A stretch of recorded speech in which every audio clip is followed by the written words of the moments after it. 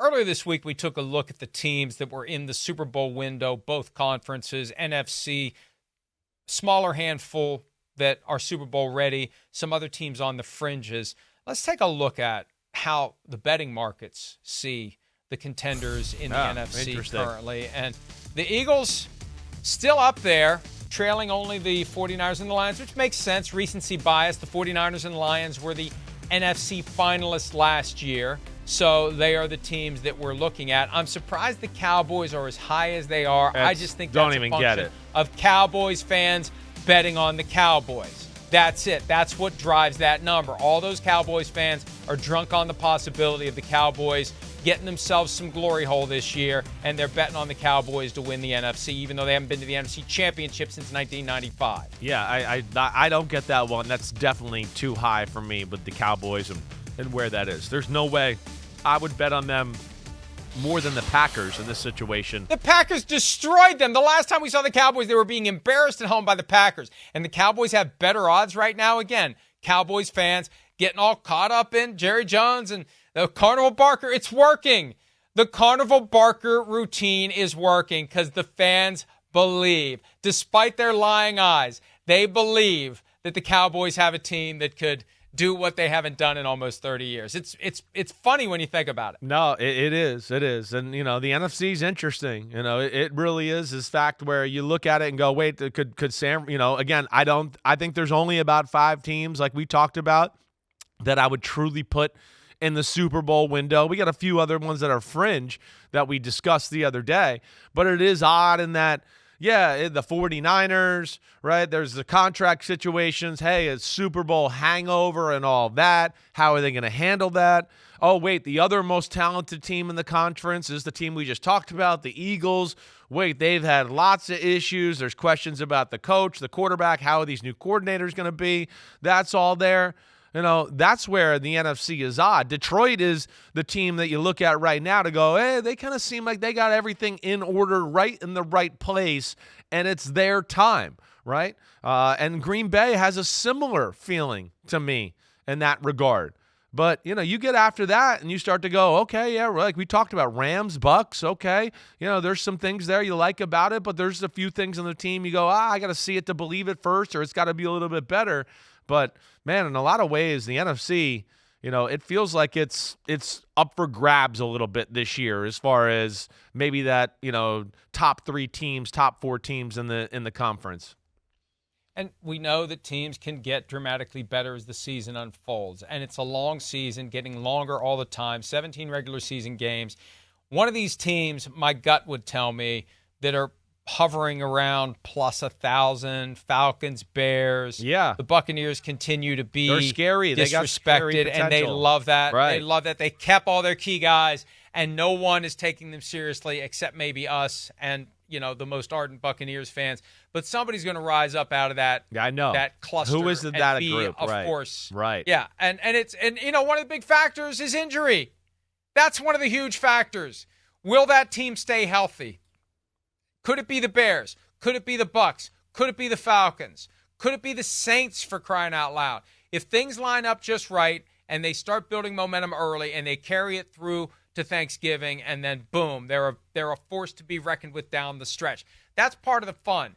We can make all the predictions we want, but it isn't until you throw everyone in the blender and hit the button that we find out who rises to the top. Yeah, you're right. And there always is. Except for the Chiefs likely to make it to the Super Bowl, be down 10 points in the second half and still win the game. Other than that, we don't know what's going to happen. There's always a team or two that come out of nowhere. The NFC definitely has that possibility. I look at, you kind of hit it right. I think out of the teams that didn't make the playoffs, you look at Chicago, Seattle, right, the Falcons. Those are the 3 teams that I would look at, I think, more than anybody to go, they can inject themselves into this conversation and at least make a mess of things, maybe make a run, whatever. I don't know if I think NFC champion out of those type of teams, but certainly maybe capable of being in that game. We'll see where it goes. It's going to be fun. But the Buccaneers at plus 3,500 is a slap in the face. I'm a little shocked there, too. He should take this graphic and he should wrap the entire locker room in it. You know that video we started segment 1 with the Falcons locker room? The AI video of the Buccaneers locker room should just be those numbers everywhere. Bucks plus 3,500. That is a joke. That's an even bigger joke than the Cowboys at plus 700. Yeah, I mean, the Bucks, O-line, big time. D-line, big time. Secondary's got some talent, as we know. Receivers are pretty good. I'm with you that I don't think people are respecting the Bucks to the capacity they should. And they love it. They do. That's the thing. But they hate it, but they love it. But because it's going to serve them well. The more you sit here, right, and again, I don't know what I'm going to do, but the more I sit here, the more I ruminate and think about the season and all of that.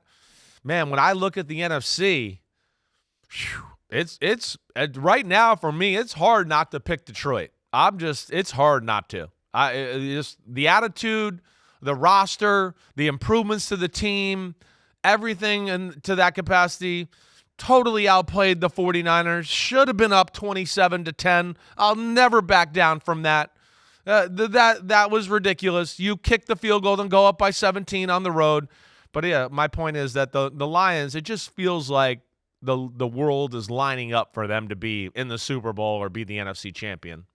The challenge for them is this, and I go back to 1999, the year after the Vikings were 15-1, got to the NFC Championship. Gary Anderson misses the kick that would have put them up by 10 late in regulation. They lose in overtime when Morton Anderson makes the field goal.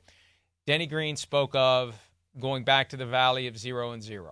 And I think about Dan Campbell's initial message to his team after they blew a 17-point lead and lost the NFC Championship.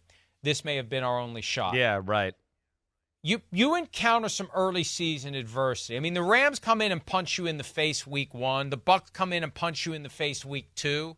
If you start off 1-2, 2-4, you start to feel like maybe it's not as magical as it was last year, and maybe life is a little bit harder as the hunted. That's going to be the challenge for them. Last year was proving that they could cash in on the potential we saw late in the 2022 season. And they proved it, and it was great. It was fun to watch. This year, they're the top dogs now. Can they go to 0-0 and put together the kind of season, and they need home field advantage for as long as they can get it? Can they do that? And maybe they can. And look, I think it's them and the 49ers. I think the graphic with the odds for NFC champion is accurate as to the first 2 or 3. Beyond that, it gets a little screwy. But it's completely accurate, Lions, 49ers. 49ers on top, Lions number 2, and you could make the argument the Lions actually are in a better position to make it to the Super Bowl this year than the 49ers. Yeah, the 49ers, again, I like you just said, the valley of 0-0 is going to be worse for them. They're going, wait, we were winning the Super Bowl. We were about to be the champions and didn't get it. Let alone what happened last time they were there. I know. They didn't make the playoffs. No, exactly right. So, and then you got, the Trent Williams, the Ayuk situation, dealing with some of that stuff right there. I mean, those are distractions. They can say what they want. They're a pain in the ass for that team and that locker room right now. So, yeah, they're dealing with that. It just feels like the Lions, again, even right now, kind of flying under the radar right now. I mean, just kind of, hey, we're just doing our work and doing our thing here. We didn't play any of our starters in the preseason game 1. We'll see where it goes. But, for a team we talk about in the Super Bowl, they are kind of quietly not getting a ton of attention like some of the other teams in football.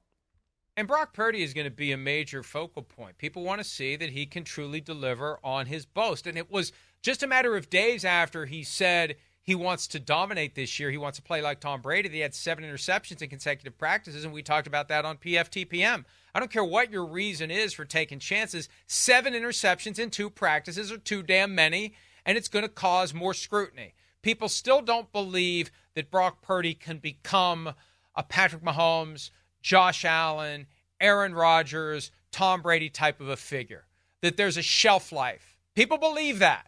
They're just kind of like sitting back and waiting and watching. I would believe that, Mike. I'm one of them. I mean, I think he's good, but to think he's going to be that or that, I don't believe that. He's going to have to show that to me and prove that to me. No doubt about that. And he's had chances to do it, and so far it hasn't worked. But that's the reason to maybe wonder if the Lions can overcome the 49ers this year. All right, let's take a break. When we return, what will Chris be paying attention to while he's sitting in his barn with a cocktail in one hand and something wrapped in paper and burning at the end in the other. We'll discuss that when PFT Live continues right after this.